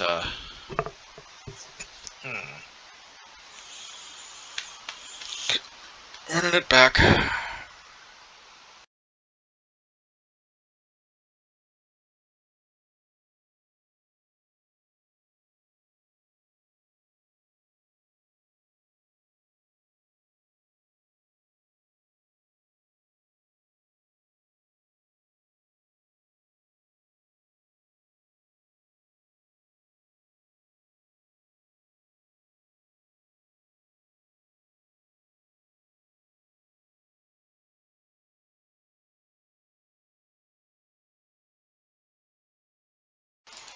Well, let's go. If we can snag another 4-1, that'd be great.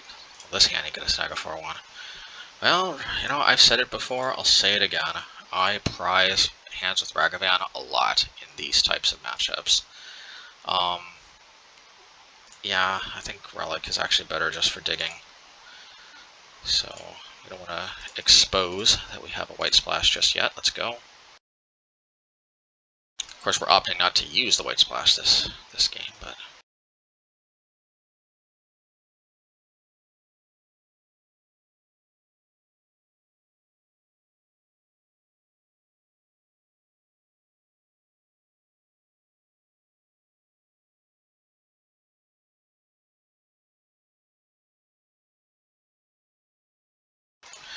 Okay, I guess we bolt. Because otherwise we don't get through and we can't play Season Pyromancer, so no reason not to, I guess. Let's do this. Yeah, okay. Huh, I wish there was something good to hit with that. I wish for some reason they opted not to block with Grazer and then we could just use that, but that's not how these things work.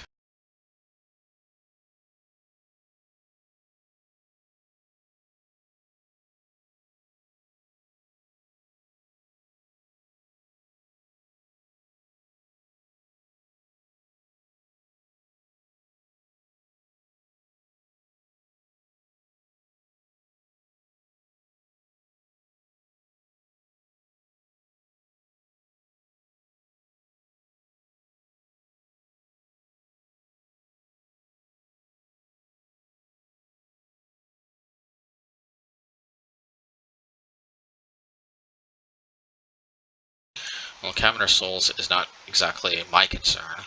It's more of a counterspell deck's concerns.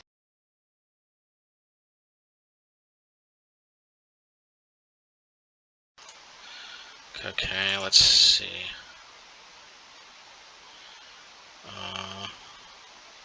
I guess we attack first, right? What's the harm?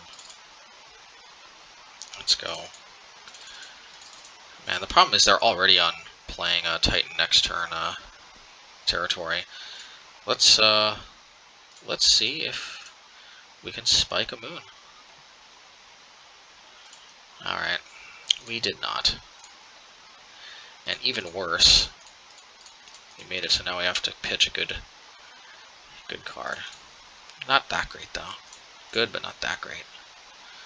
Oh, maybe I should mold a moon. I really should. But just 4 moons is a little rough to mulligan too, and plus we need a clock, and you know how it goes.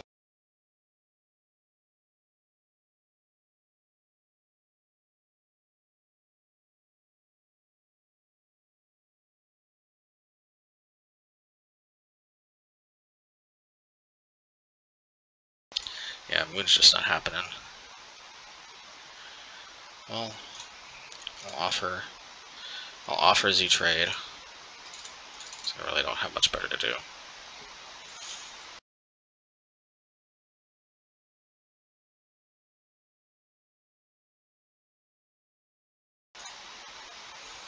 Alright, well, let's try to hit this. Okay. Let's see. Alright, and time to die at the hands of the almighty Titan.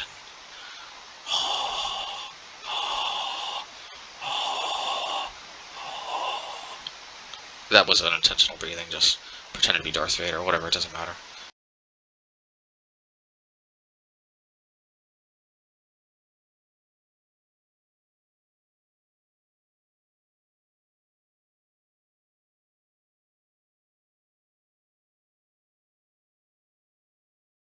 Oh man, they even anticipate Blood Moon. Well, I guess I anticipated their anticipation. Take that.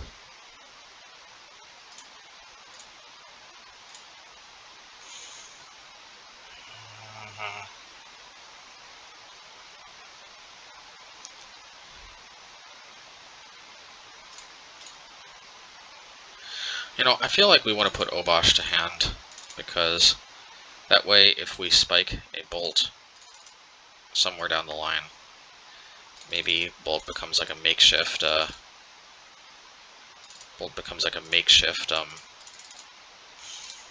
Path to Exile that actually doesn't give them a land, so maybe Path to Exile is a makeshift juiced up bolt. I don't know though. That's it. At right about now, they rip Titan. Yep, see, told y'all. I don't know. Maybe if I literally rip Moon off the top. The thing is, this takes forever, and I don't want to wait for this, but I probably should. Because if Moon is right on, I mean, if the thing is, they always rip Titan about now. I guess that means I can expect to rip Moon right about now, right? That's how it works, right? I mean, the universe is fair, right? To be fair, they've got 3 Summoners packs and 4 Titans, so.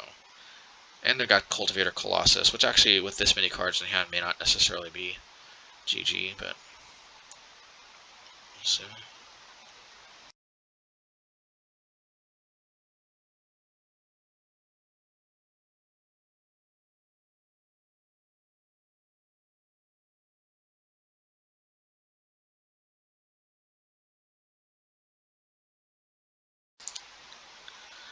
Okie dokie. That was an interesting choice of cards to get, because I think that makes me ripping Blood Moon off the top stronger, which is the only way I think I win. Jeez. Guess we'll go out on our shield. But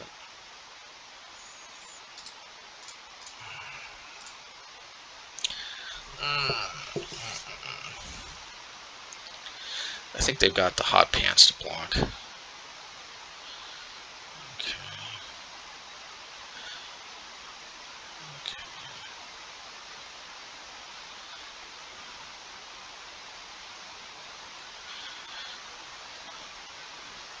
Well, they tried coming prepared for both Magus and Blood Moon.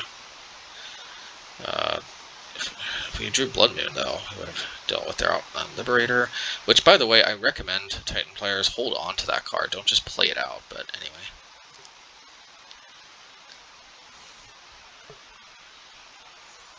Let's see. They're playing a version that doesn't seem to have as many pump spells.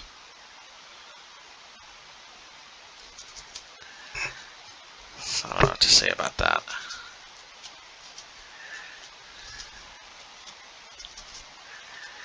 Let's see. Well, jumping with the tokens doesn't seem all that great.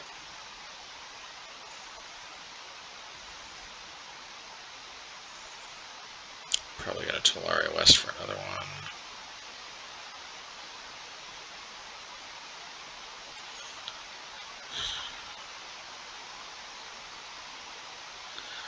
One, two, three.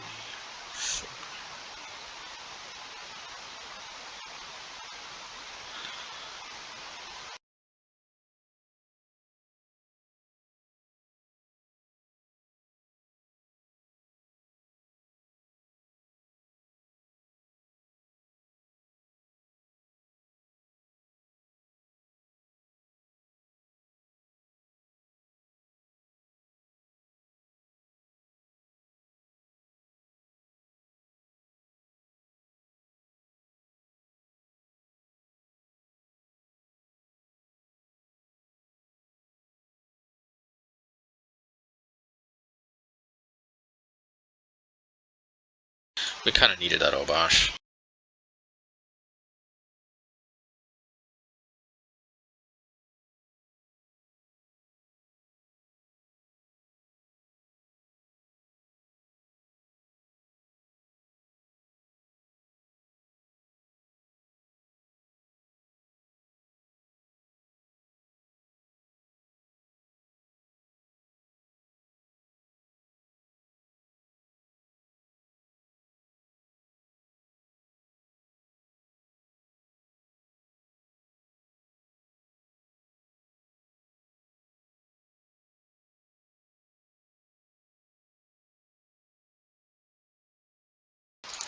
Alright, let's complain about not drawing Blood Moon. Alright, mission accomplished. We get to do the old, we didn't draw Blood Moon, woe is us. Alright, GG's.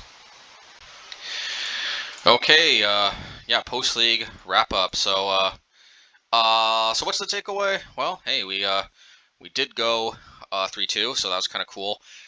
Double Death Shadow in a row with the same player. That was a little interesting. Of course, you know, Mono Blue Tron, that could go either way no matter whether we're playing Boros or not. Amulet Titan, a little disappointed to lose that, but we don't have our Magi in play, so it could have happened at any version. That if there was one argument to have Path to Exile in the mix, it's probably Amulet Titan, but at the end of the day, I don't know. But yeah, I mean, the deck, you know, it performed. It wasn't bad. The problem is as you can see, we didn't actually face any combo decks, and for the most part, I think we would have been a little better situated if we had some access to some of our more usual suspects, like for example, Pillage and or Magus of the Moon. Could have helped out against Amulet Titan, probably better than what we have access to here, and likewise against Mono Blue Tron.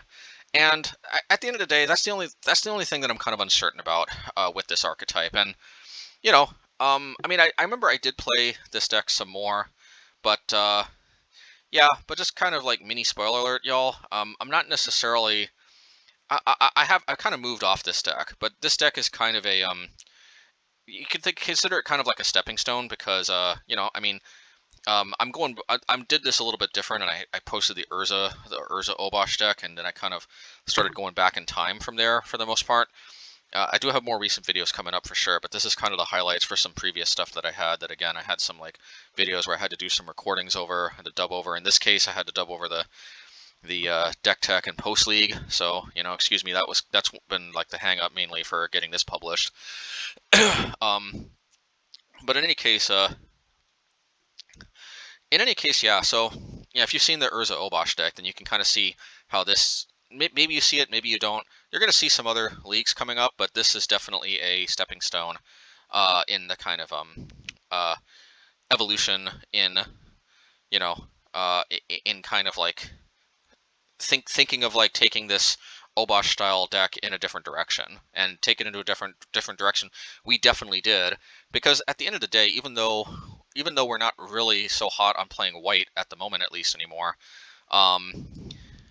at the end of the day, this deck is still kind of doing something different, even if kind of subtly so, besides just playing white. And it was actually this kind of doing something slightly different besides the white that kind of piqued my interest a little bit. And we'll see how this goes, but for the time being, if you like this, if you like what you all just saw, then you know, please first remember to drop a like before you go. It really helps out the channel. If I can get everybody who watches to like the channel, then I think the algorithm is going to go nuts promoting the channel. I don't know. Maybe that's a little bit of an overstatement, but it will definitely help. It will definitely help. I mean, if I got like 500 likes, I would have to imagine that would be an algorithm boost. I mean, how could it not? That's assuming 500 people would watch this. That's not, I don't always get that amount. Sometimes I do. I would say somewhat recently. No, anyway, whatever. That's neither here nor there. Hopefully it does. Hopefully it gets at least 500. That'd be kind of cool. But you know, if this stays in the 300-ish range, what some of my videos do, so be it. But at the end of the day, yeah, if you drop a like, that'll help out a lot. And if you want to see more and you subscribe, well, there will always be. If there's one thing about me, it's that I am probably never going to just play the top performing meta decks. It's just, I don't know, for whatever reason, I just kind of start fixating on these kind of whatever you call this. I start fixating on whatever you call all this stuff to the left of the screen is. all these like decks, whatever that is. So yeah, if you like whatever this is, then please subscribe and you'll get more of whatever this is. So yeah, all right, cool stuff. I hope it's cool stuff to you at least. Feels like cool stuff to me. So all right, take care everybody, and yeah, until next time.